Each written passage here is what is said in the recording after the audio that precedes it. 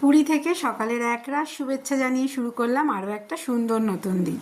আজকে আমাদের মন্দিরে পুজো দিতে যাওয়ার দিন, সেই জন্য সকাল 3:30 নাগাদ উঠে স্নান টান করে এখানে রেডি হয়ে গেছি। আর একটু শাড়ি পরে নিলাম, মন্দিরে যাচ্ছি বলে। তো আমরা পৌঁছেও গেছি মন্দিরে একটা অটো করে। অটো ভাড়া নিয়েছিল আমাদের হোটেল থেকে 150 টাকা। তো সেখানে নেমে এবার হাঁটা দিয়েছি মন্দিরের দিকে, কারণ মোবাইল একটাই নিয়েছিলাম, একটু ভিডিও ফটো তো তুলতেই হবে সেই জন্য। আর চটিগুলো জমা দিয়ে তারপরে এবার মন্দিরের দিকে যাব। বেশ ভালো ভিড় ছিল, তখনও আমরা জানতাম না যে এটা কার্তিক মাস চলছে বলে এতটা ভিড়।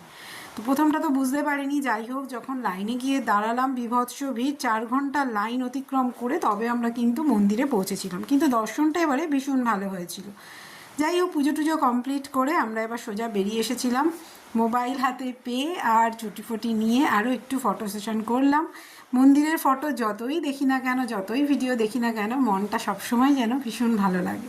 সেই জন্য আপনাদের সঙ্গেও বারবার একটু শেয়ার করে নিলাম, কারণ সবাই কিন্তু জগন্নাথ দেবের মন্দির দর্শন করতে ভীষণ ভালোবাসে।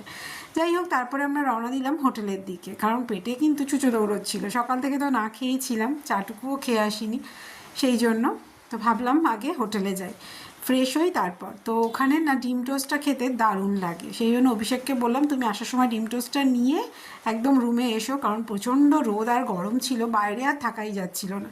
সেই জন্য রুমে এসে ফ্রেশ হয়ে আমরা একটু চা করে নিলাম আর ডিম টোস্ট খেয়ে সকালের ব্রেকফাস্টটা সারলাম। কিন্তু ব্রেকফাস্ট সারতে সারতে আমাদের মোটামুটি 11:30টা বেজেই গেছিলো। তার সঙ্গে একটু গল্পগুজব তো হবেই, ঘুরতে গেছি বলে কথা। তো যাই হোক, আমাদের না লাঞ্চটা আর করা হলো না, আমরা স্কিপ করে দিয়েছিলাম, কারণ খিদে পেলো না। আর একটু বিশ্রাম নিয়ে বেরিয়ে পড়েছিলাম আবার বিচের ধারে। আমাদের হোটেলের পাশে একটা ডাবওয়ালা ছিলেন, তার থেকে প্রথমে ডাব খেয়ে নিলাম, তারপর চললাম বিচে। সেখানে কিছু ফটো সেশন করলাম, কিছু রিল বানালাম আপনাদের জন্য সুন্দর সুন্দর। তারপর যাব আজকে মার্কেটিং করতে, কারণ আজকেই হচ্ছে আমাদের লাস্ট দিন। তো আজকে গজা খাজা কিনবো। আর এইবার প্রথম আমি পুরী থেকে 2টো শাড়ি কিনেছিলাম, অভিষেকই জোর করে কিনে দিল, আমার ইচ্ছে ছিল না কেনা।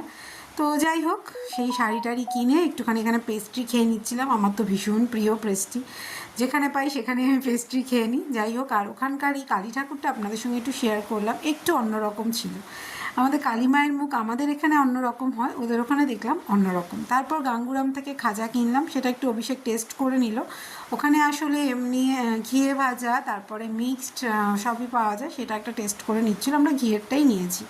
তারপর এখানে বললাম শাড়ি কিনেছি 2টো, তো দেখুন তো এই 2টোর মধ্যে কোনটা নিয়েছি অবশ্যই জানাবেন।